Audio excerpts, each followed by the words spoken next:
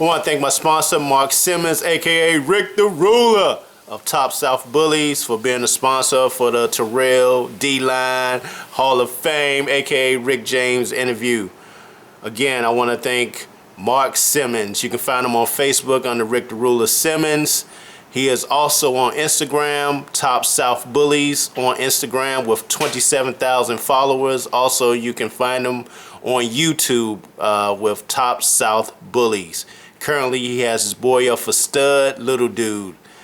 And also, if you need any banners or graphic work, you can hit him up on Facebook, starting out with $30, going up from there. You can check out his work on there as well. Again, thank you for your sponsorship of this video. Up next, little dude.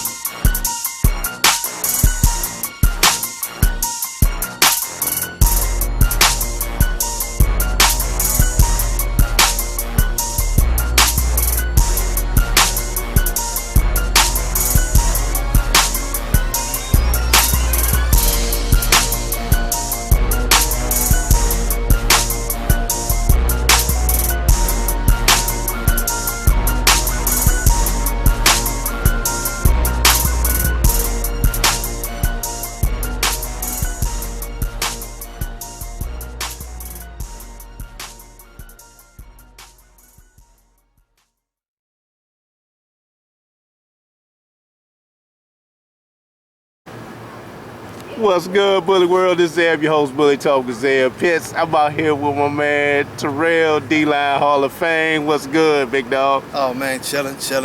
Man, we're gonna go back for a little bit for people that don't know you. Brief history on how you got started with the American Bully breed and how long you've been dealing with the breed. Well, I'm an original member of the Elite Edge, and my kennel actually started in '97. I met Dave Wilson probably about 2001, and I met him through Mike at Devil's Den. Originally, I dealt with Mike, and then he introduced me to everybody else. So I guess it's shit damn near like 20 years. Yeah, because when I met them, I was still actually a damn teenager. Yeah. So yeah, I've been through the whole process with the Elite Edge, the ABKC, and all that. So yeah, I'm an old head now. Speaking on the Elite Edge, let's take it back, man. What made the Elite Edge so special in the foundation of building the American Bully breed? I think really that's where it all started from. You know, you had other guys like the Moors and, you know, Rich Barajas, I always mispronounce his name, but Gotti line. And, you know, but really the Elite Edge, it was like basically like the dream team. You had a lot of guys with good dogs. You had, and I think really the truth of the matter was you had way more organization. You know, everybody else, we started everything as far as like what you see in the bully world today. Really, it all come from the Elite Edge. Nobody was doing banners, like big banners or anything like that. Nobody was really doing the shows like we did. We pretty much, well, let me correct myself. There was a few people still doing shows out there, in Cali especially. But the show setup you see now with the drapes and the curtains and all that extra stuff, we pretty much got that going. But the EE that's what it was. You had a bunch of kennels. I mean, everybody had dogs. And you had so much organization with the, you know, the shows, and then of course later on came the ABKC, but that's what made it different. Before you have guys just with dogs, and then with us, we sort of organized it and made a community out of it. It's interesting that you brought up Tony Moore, because when you hear about the start of the American Bully, you always hear Razor's Edge, Gotti line. Yeah. But it seems like that gets lost in the shuffle with Tony Moore and Gray Line, because you wouldn't have Gotti line if it wasn't for Tony Moore and Gray Line. Well, you know what? Gray Line separated themselves from the American Bully community. I'm gonna tell you the truth. They never really liked Gotti line. They didn't like what Gotti line was doing to their dogs. Primarily, they didn't agree with a lot of it. So a lot of times, even back then, I had some Gotti dogs, a few, and I wanted some Gray Line dogs. They wouldn't sell you their dogs a lot of times. It was just like, y'all doing that crazy stuff. And that's when the dogs were sort of clean, but they still didn't like them. But yeah, they definitely was pioneers. They was there before it was called an American Bully. Then it was just big pit bulls. Like you still see Eddie from Blue Line. He one of them like old school heads that he will not say American Bully. He still say pit bull to this day. Yeah, he won't say American Bully for many reasons, but he he don't deal with the American Bully term. I see him argue with Eddie all the time. yeah, the Morris is big. Yeah, big. In your opinion, why you think you don't really hear their name too much though? Well, of course, you know, with the death of the one brother, which was, Tony, with the death of Tone, it was just, I think that was it. You know, not a knock on his brother, but Tony was like the more go-getter out of it, and I think his brother was just sort of there with him. I do dogs, but I'm not too heavy into it. Then when Tony died, it sort of, you know, legacies die out. Mm-hmm. Sort of like with Rich. You know, even though Rich is still around, the true Gotti line sort of died out when he stepped away. And then you saw Gotti line change. Yeah, I heard you talk about that. The original look of Gotti line with Notorious Juan Gotti to what you see with Gotti line today. Yeah. What's your thoughts on that? It's not really Gotti line. They just sort of used the name of Gotti line. But when Rich, and I don't know his personal situation, but it was obvious that he stepped away from the American Bully game. You know, the way that he used to be forefront, not a lot of shows and on magazines. He don't do that stuff no more. When he left the empire of the Gotti line name. And you had a bunch of guys come in, and that's how you get these weird dogs that we know they're definitely not Gotti line dogs. But they took the name because the Gotti line name was a worldwide. It's just like, you know, if McDonald's decided to no longer be McDonald's, you know, somebody gonna step in and say they're McDonald's, even if they change the menu to soul food. They gonna it's a brand, and he left it, so they took it. You know, and that's it. Now, you were part of the beginning of what was going on with the foundation of the ABKC. Yeah. What you were trying to build in the beginning of what you see today, what are your thoughts on how it's changed over the years or evolved? I think, you know what, I think it became a runaway train. And what it was is originally we were dog guys. And we used promotion. I was a big part in the promotion. Like, if you ever look back at the old videos and you see those gigantic banners, all that stuff was my guys doing that before everybody was running 4x8s, because I did run a promotion company back in Ohio. So we used certain things. Mike from Devil's Den, he was the first guy you really ever seen with the girls and the bikinis and stuff, you know. And that was just to get the dog's name out there, to build the culture. Like, okay, we a little bit more street. We gonna, you know, you don't have to put on a suit and tie, but we still focused on the dogs. Now what you see is that the culture that we presented, which was more of a street thing or whatever, more of a not so preppy, is turned into more of a, you know, money thing. And the dogs that went to shit. Why you say that? I mean, if you see the dogs back then, I'm not, you know, I'm a straightforward dog guy. When you have dogs, like some of the more popular dogs now, just to be honest, they're garbage dogs. You know, they will sit back and argue with me about a dog like Mr. Beans. But you know, like I know, if you talk to Dave and he breaks down Mr. Beans, he says the exact same things I say about Beans' structure. When me and him talk, like, oh, his structure is messed up, but it's because they put too much weight on it. Well, we still had this problem, because no matter how we got there, after the structure is messed up, he becomes a grand champion and one of the biggest winners of the year. Now it's represented, and then we keep taking steps forward.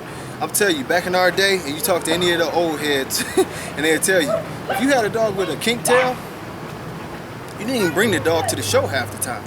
You know, and if you did, it was a dog like Gargoyle where you could stack them up and put them in the fun show because they pretty, but you never expected to win a show.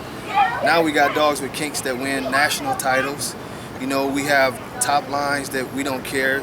You know, I ain't gonna put his name out, but one of the judges, one of his favorite tricks is to teach a dog how to squat to level out his top line. We didn't play that back then.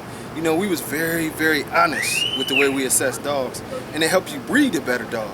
Now the quality of dogs, if you know anything about dogs, look at the rear ends. All of the rear ends are sort of narrow, and if a dog does have an explosive rear end, most of the time he's cow-hawked or he has a high rear. It's like, the reason why I say shit, I'm not saying there's no good dogs out there, but the majority is bad. Now, just thinking back to, like you said, with you being part of the foundation in the beginning, with the building of the ABKC, where did the disconnect come for you as far as your thoughts on the respective judges in the shows? Well, the same thing with the money thing. You know, I think, you know, the early judges, which one of them everybody always hear me talk about because he was the main judge back then, was John Easterly. He was very strict. John was so much strict to the point that where it might rub people the wrong way because he was blunt, but he's gonna tell you, hey, that doesn't work. You know, sometimes he would just tell you, why don't you get out the ring now so you don't have to get embarrassed later, you know? Whereas now, I think that when Dave took over the ABKC, it was in a bad position. And that's the truth. I give Dave all the credit in the world for building the brand back up, but he had to kiss a lot of ass and break a lot of rules. And that's why I think the level of the dogs went down so much, is because it was a compromise. I still want people to come to the shows. I don't want to have to kick people out the ring, but now I'll allow in dogs that I never would have allowed in before. And the judges follow suit to that. And then, you know, we can go into judges all day, because you also have a problem with judges being too involved in the community. Is that a big problem for you with judges being a part of groups? Oh, absolutely, because I think you know, I think that you have a conflict of interest right there.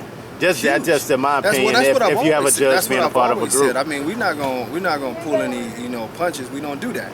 Just like when you see the Black Label crew, they have several judges that are in the crew, but then on show day, you have their members showing under the same judge that you're a friend with. So even if in the situation that if somebody, say from my group, D-Line, decides to show and I'm judging that day, even if I pick the right dog, everybody looks at it like, oh, he just picked his boy's dog.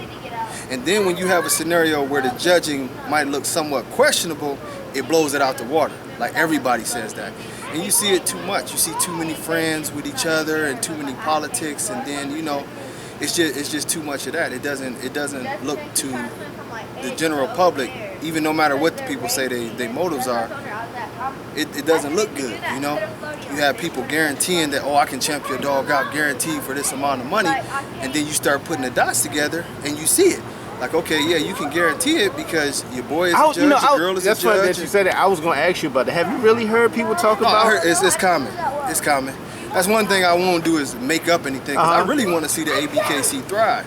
And people had this misconception that I don't like Dave or whatever. Me and Dave are still cool. We still hold our conversation. He don't like when I kick his ass or say something about the ABKC, but I would never let nobody hurt Dave. But we have to be factual, you know?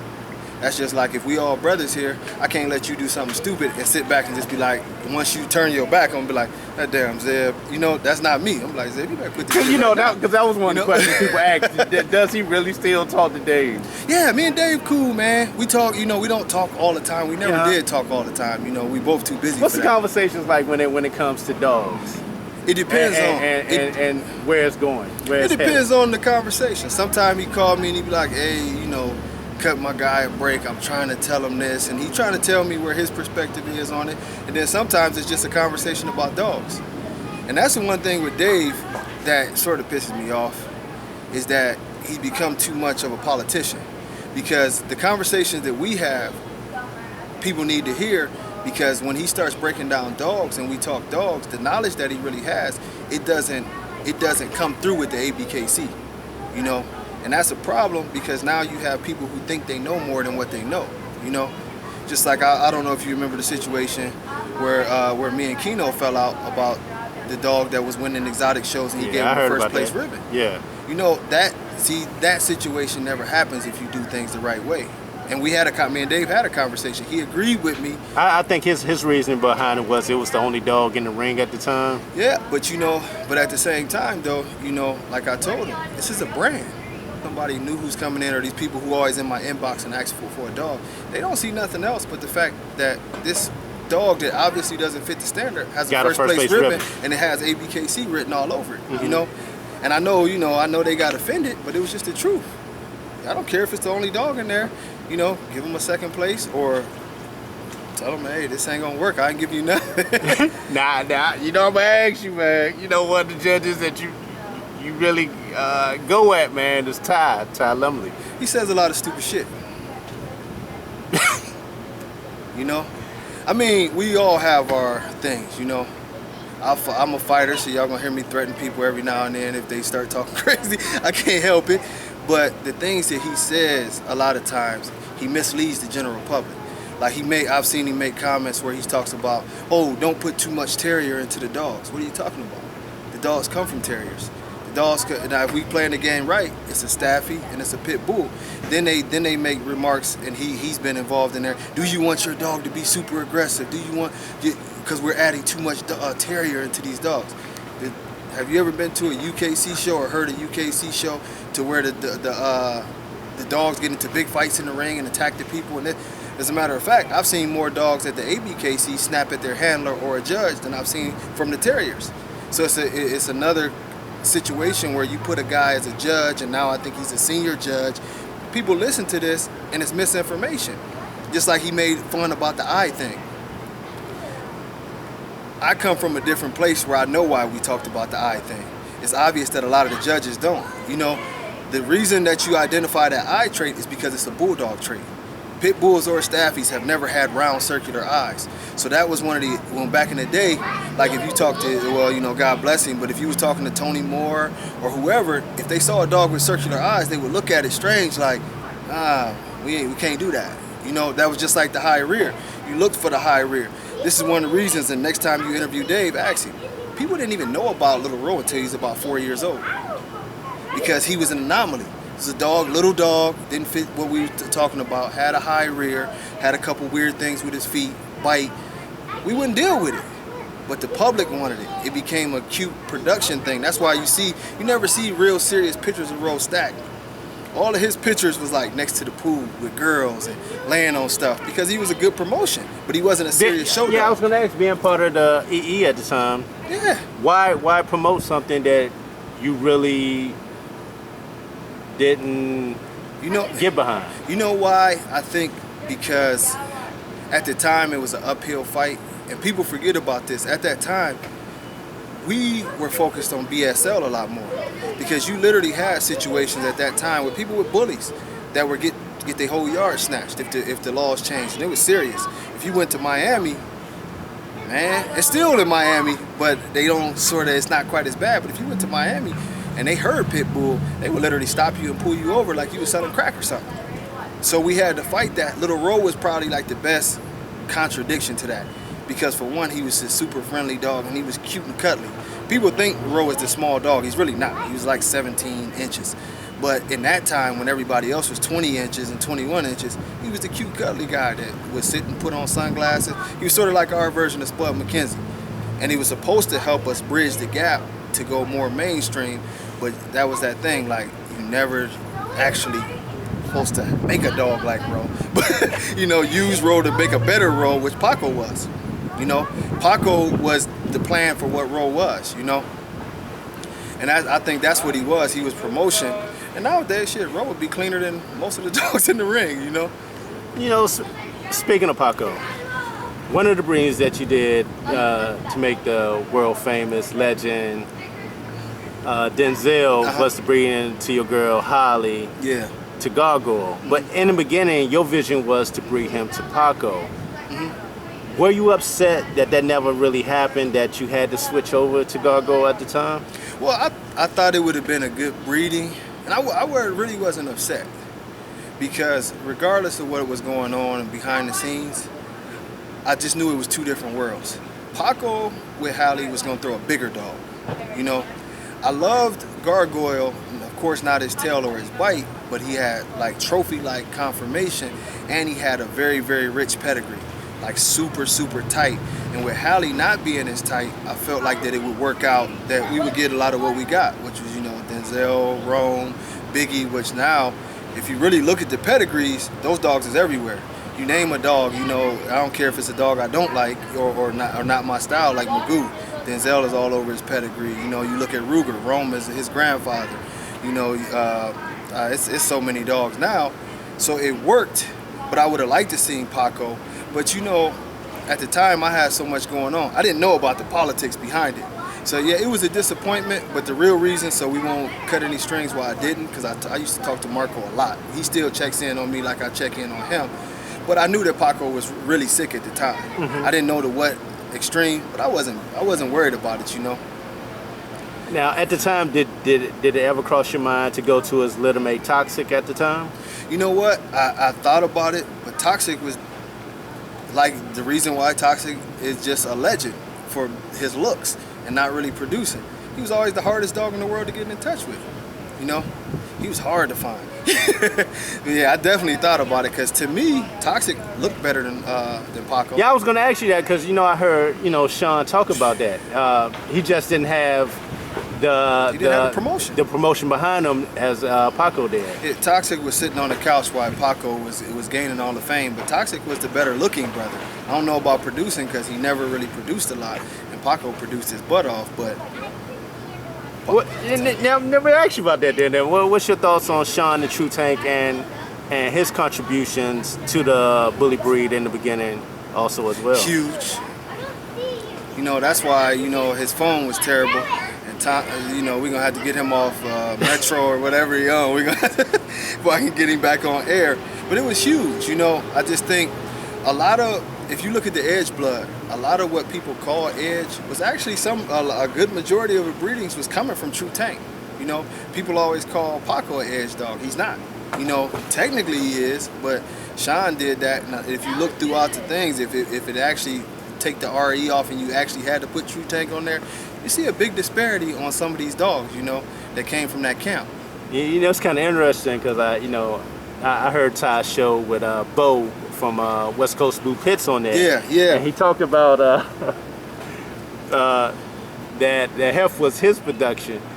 But according to Sean, he said at the time when he sent his girl to him, it was actually supposed to go to a different dog, but in his vision, he said Menace would be the better breeding to his girl at the time, which produced Hef. Yep. Did you produce Hef? Most definitely. Right.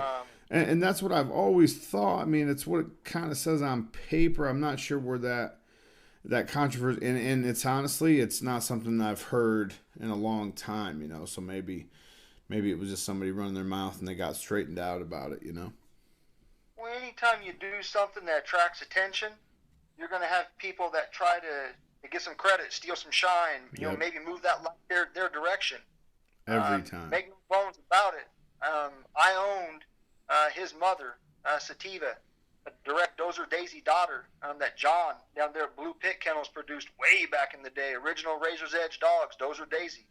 What year are we talking? What year are we talking? What year was Hef born? What year did that breeding go down? I remember Hef was born in 05. I used a stud service. I sent the bitch Sativa down to New Orleans.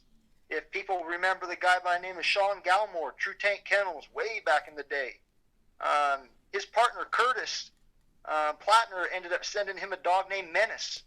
Sent this stud dog Menace down to New Orleans, and I sent the bitch down, did the breeding, ended up, brought the bitch back, whelped the litter right here in Oregon. My vet did the C-section, as a matter of fact. So I don't know if it gets any more production of your own to call it that than that, but I definitely use a stud service. I definitely whelp the litter. So, let the chits fall where they may. He did, but I feel bad for Sean, not that he worries about it so much, but Sean has actually been cut out of a lot of what he should have been given credit for. And, you know, and I don't lie about people's contributions, you know. Sean definitely has a huge part in the American Bully, you know, and because of the situation with Katrina and different things where he fell off the map, they really did take over, you know.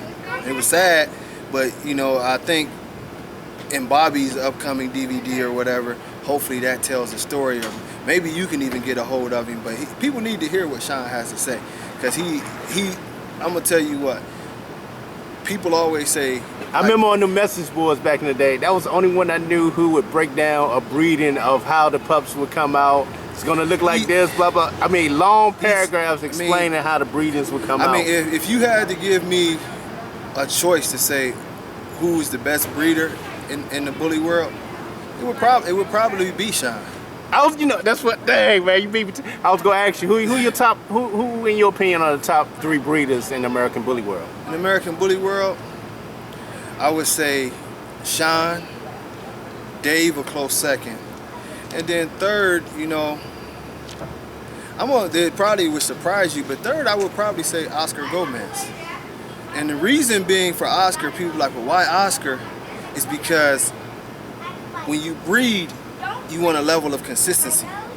And if you look at Oscar's productions, he can do it over and over and over again and give you maybe not the exact same dog, but something in that square. And honestly, he's the closest one to a real bloodline in the whole American bully community, because he's got generation after generation, but he won't take credit for a bloodline because he said it's not quite where he wants it to be. But nobody else really is, not even Dave. Because one of the things I heard Lynn talking about with the WBA is functional American bullies. Why is that important to you? I really believe that that's what an American bully should be. A dog that could move, a dog that could withstand heat, and a good companion, you know what I mean? Very athletic. That's what we're looking for. To me, that's what a real American bully is. What was the first dog, for people that might not know, was really the jump start for Blue Pride Kennels?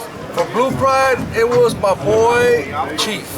Die Hard's Chief. I mean, that was my main boy right there. That's what, all my dogs have that blood in them, you know? So. And currently, you like to really stay consistent with your blood, correct? Right. Because you see a lot of people that might want to dibble and dabble over into the newer stuff. Like you'll see a lot of the DAX incorporated. Do you incorporate other bloods? Honestly, I respect all bloods, you know, and give props to them. But I like to keep it within my own stuff. I mean, that's where I do good. You know, keep Blue Pride, and I get good results with it because of that, you know? Yeah. Just speaking on the things you've seen going all over the world with the American Bully, what's one of your most memorable moments from a bully event? Honestly, like today, man. Today, it wins like this, it makes it all worth it. You know what I mean? I mean, we've been around for years. We're still here. We still believe in the real American bully, and ain't nothing gonna change it. You know, but honestly, wins like this, where there's top level competition, and we take the W, you can't beat it. You know what I mean? So it's times like this that makes it well worth it.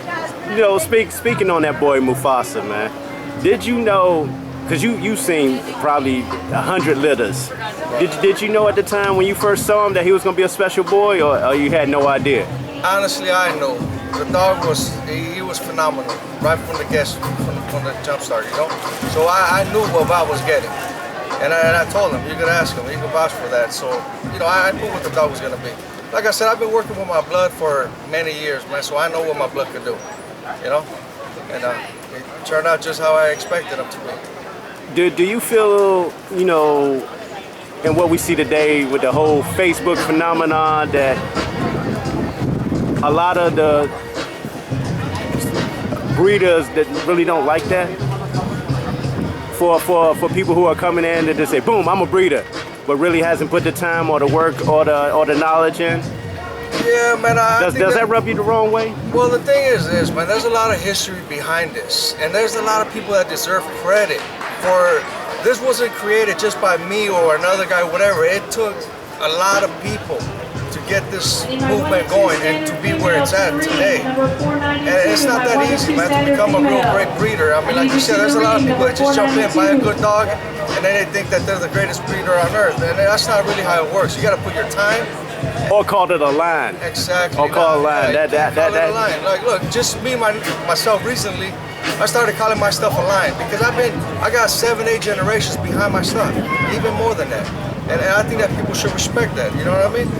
Call it a line when you do it the right way, you know, and take the right steps to become a line. To your knowledge, how many members are a part of the WBA? Worldwide. We have a lot because we got members in Mexico, Colombia, Argentina, I mean all over the place. But honestly, I probably say we're about 80 to 100 members, you know? What's one of your most favorite bullies of all time? Favorite bullies of all time? I mean, my boy Easy Rider. Easy Rider. I might be biased because he's mine, but he did a lot for me, combined with that Chief blood. So, did you ever keep any straws off him? I got plenty of straws off him. And I'll be breeding them pretty soon, like, so people can see what their monsters look like back in the days, you know what I mean? You know? Yeah, because it's funny that you say that because a lot of people don't realize it was monsters back then also. Man, honestly, I'm talking about 10 years, there was monsters that were bigger than today's monsters, you know? Yeah. I can assure you that, and I will be bringing it back. So I can prove to everybody what, like I said, what my vision, what the real American bully is, you know? What advice would you give someone who's new to this and getting into it? What advice would you give them? Honestly, the main thing is think of the health of the dog, man. I mean, don't think about the money. It'll come. But health is very important, you know? Get a dog that's functional, that ain't got hip dysplasia, that, you know, just keep them healthy and do good business. You know, that's the main thing. And believe in your stuff, you know, don't give up, keep going till you get where you want to be, you know? But, and also be a leader of yourself, man. Don't follow trends, you know? Breed for what you like, not what you're selling, you know, what's hot in Japan or whatever, you know? You know, speaking on that, man, I don't know if you want to talk. I just asked though. What are your thoughts about that whole exotic phenomenon? And I'll be honest. Be honest. Look, man, there's a lot of dogs that have a lot of health issues. You know, I don't think it's right that a dog can only live top 4 or 5 years. There's a problem there to begin with.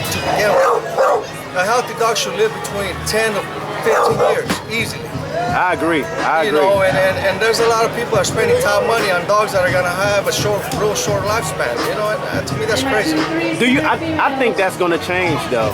I see it changing already. I mean, honestly, man, I get calls from people all over the world wanting good, functional dogs. You know, like what you see today. You know, and we're gonna get there. We're gonna take it back again. You know, take it back to the real American bully. That's what's up, man. Huh? And man, I definitely really appreciate your time today, man. Sharing knowledge for the bully community, man. Same here, man. I thank you for, you know, showing the world what we do. You know. Hey, your boy got the two-time winner and best of shows. Can't get no better than this, man. So thank you, Seth, for, you know, being here for us, man. That's what's up, man. Always got love for WBA, man. What's up, man. Same here. All right, peace. Right. You know. I'm gonna ask you, with your boy Denzel, why you never pursued Grand Champion Mountain and ABKC? You know what? I'm just gonna be honest, and it follows suits with some of my other dogs too. You know, and it was pointless to me. You know, it was like going to the playground and, you know, playing one-on-one against 10-year-olds. Because, I mean, honestly, you know. I mean, what people don't understand about Denzel is all 3 of those titles that he has, he's only actually been to about 10 or 11 shows. You know, one of them was his retirement show. He would always clean house and go through there. But as I started to see the type of dogs that was Grand Champion out, you know, stand Denzel next to a dog like Mr. Beans. To me, being honest, it's an insult to my dog. Because if I'm gonna judge my dog, I wanna judge my dog against something like a King Kamali, or even a Ruger nowadays, you know, or, you know, Denzel's son Bison, a real confirmation dog, because this is a confirmation show. It's not a ooh-wee show. That's why I would never put him next to Corrupt. Corrupt was a ooh-wee dog. You see, you know, it's a freaky dog, but the confirmation sucked. His symmetry sucked. you know, that's funny. Speaking of Bison, why you think I really don't hear a lot of people talk about him? He's such a beautiful dog with great structure and great movement. Well, That he's not as popular as some of the dogs you might see out there. Well, I think one of the big things is the hype machine. You know, this is not what the ABKC is promoting. I'm gonna tell you the truth. We wouldn't know about Mufasa if it wasn't for Oscar and the WBA and Val. We wouldn't know about him. If they didn't push so hard to push that dog, we would never ever hear about him. You know, right now the forefront is these hype dogs that are big, super massive, and you know, overdone, and they have the hype behind them and they control the boards. You know, we see dogs that are, you know, I just seen something where they was talking about one of Khan's dogs that his stud fee is going up when he's a year old. That's the kind of stuff that's ridiculous, but it's a part of the hype, you know? A dog's not even supposed to be bred till he's a year old. But it's the hype factor now. You know, the nice dog, just like Ruger. If you look at Ruger, you know, he should have been this generation's, this era's. Him and Bison should have had a bunch of head-to-heads for titles. But because of the politics of it, we put in dogs with far less confirmation and pump them up just because people are buying that stuff. And you know, and to go back to your original question, that's the biggest difference. Early, we wouldn't sacrifice the dogs for hype or anything else. You know, it's the second deal with the devil. You know, the first deal was with Cruz, where Cruz just wanted to sell everything, sell. We don't care. We just trying to build a community. And the second deal was probably with guys like Bashar. Yeah, I think a lot of people heard your back and forth with Cruz. How was your relationship in the beginning with him? I mean, I was cool with everybody, you know, but I think, you know, the thing is I don't change, you know, and I was real cool. I never had a problem with anybody in the lead edge until like the end, and it became little things about like money type deals, you know. It became things of, you know, it became a lot of things about greed, about going in a different direction, and that's why I went my own direction, you know. Just thinking back in hindsight on that situation with the Elite Edge, what you think could have been done differently to where it would have actually kept that group together, still producing top dogs to this day? You know what? I think it was destined for failure. I think it's just like, okay. I mean, it's just like anything else that, you know, you look at New Edition, you know, great singing group, but eventually somebody wants to be the star. Eventually somebody wants more money. You know, shit, look at my team, the Cavaliers. You know, you got a great situation. You go into the finals every year. You got one player who wants to be bigger than the next player. Like you said, speaking of New Edition, you know, they had their fallouts. You know, they brought in my boy John and come and say, but they managed to work through the problems to continue to make great music. But somehow along the way, like you said, with the Elite Edge, it just... Because you know why? You still have guys from the original Elite Edge. But when you see, you know, the reason why most of them won't come around, they got dogs too. A lot of those guys got dogs. They won't come around simply because they don't agree with what's going on. I talk to a lot of the old guys still. You know, Jake Lipton, you know, Danny Navoa, you know, talk to Oscar, talk to Prats. I talk to a lot of the guys who are actually in it, you know, and I still every now and then might hit Mike up or whatever. It's been a while with Mike. But all of the guys sort of feel the same way, that this wasn't what we was trying to do, you know? When you go from the dogs that we had, which was, you know, big, massive, muscular dogs, and we stuck so hard to smaller paws and trying to, you know, make a good dog, then you go to a show now and you see all your work with dogs that are in the ring that's got to be pulled around, and it's a different world. You can't reteach what people already know, you know? No, just thinking about that, like you said, with the American Bully going smaller, do you think that can, the tribute to that was because a lot of apartments, homeowners associations were starting to really ban? No? I think it was about money. I tell you, you know, like I think I told this before, you saw a row, you know, once Dave, for whatever reason, decided to team up with Cruz with Razor's Edge, you know, Cruz got his hands on Roe, bred him to death. Sell studs, which at the time the excuse was that we need more money for the registry, we need more money for this, more money for that, so Roe was going to lead the charge. So that was the excuse behind it. But then, you know, Paco came along. And you know how it is, man. It's the same thing you see now, but it's evolved. Before you would lie about it, you know. before we would lie, oh, I'm a true dog man. You remember the Dave's notorious line, real dog man clean up their shit, and everybody still wanted to pose as a dog man. Now you got these guys who do infomercials and talk about, oh, your return on your investment will be this. Buy this puppy for this, and I guarantee you, you buy 2 of these, next year you'll be able to make $50,000 too. It's just elevated. The lie is the same, but it's just elevated now, you know? They pulled the sheets off of it. You know, I gotta ask this question. I gotta play devil's advocate because I know people go ask me after it's over. Why you go so hard at the ABKC? You know why? Because it's almost like a parent going at their kid. You know, a lot of us, I'm more vocal than everybody. You definitely will know that everybody feels the same way. You know, you'd be surprised, and I'm not gonna put their name out there because they don't put their name out there. But a lot of people hit my inbox and be like, man, I'm glad you said that, homie, but I just don't got the patience to deal with these people. I've been and killed one of these fools. It'd be that type of tone. But I personally want to see the ABKC be successful, but I feel like what they're doing now and some of the things that they allow now is detrimental. You know, now it's not just a person like me. You actually have veterinarians and different people identifying our dogs as healthy. Like realistically, everybody watching this video, Google it. Google unhealthy dogs and start seeing what pops up the most. It's the American Bully. And you can't say that you're a great organization if this happens under your watch, because the original dogs didn't look like that. They didn't act like this. They, you know, and the thing is things that we totally were against, they do now. Just like the whole thing, I remember 2011 having a conversation about Bullseye. The conversation was just so strong. He's just wrong. Everything about this dog is wrong. Now you allow Bullseye blood. So it's basically like, you know, you killing a family member and expect the rest of the family member to stay around. Oh, dang, I did. Yeah. That was one of the reasons. Really? It's part of the registry now? It's his dogs. It's dogs with, now, not directly, but it's still a lie. You know, just like the Miyagi thing. Yeah, I knew that. But Miyagi was in the same category. Mm-hmm. They never wanted any parts of Miyagi. You know, Dave knew. He said, well, let's do a DNA test. He knew the guy would never do a DNA test. Dave is very smart. Even sometimes when he plays stupid. He knew Miyagi would never do a DNA test. You know, he at times and other people in the ABKC made remarks about Miyagi when it was fashionable. Like, that's trash, that exotic stuff is trash. Now you have grand champions with his blood. So when you do that, you know, the thing is sometimes myself and other people get made to be the enemies, but if you check the track record, we stayed on course. They the ones that turned left.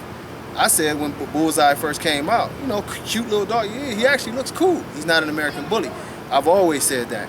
They change, but now I'm the hater and the bad guy because I said the same thing I said 5 years ago.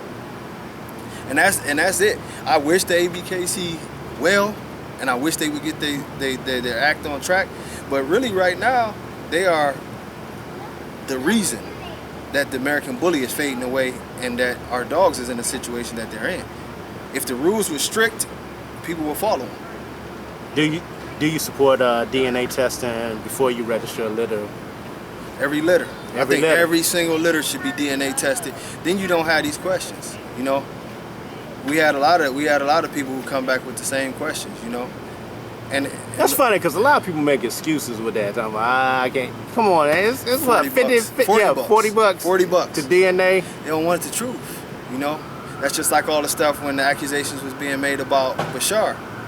I said that on record. I always say what I got to say out front. I don't like to do backroom talking so everybody can know.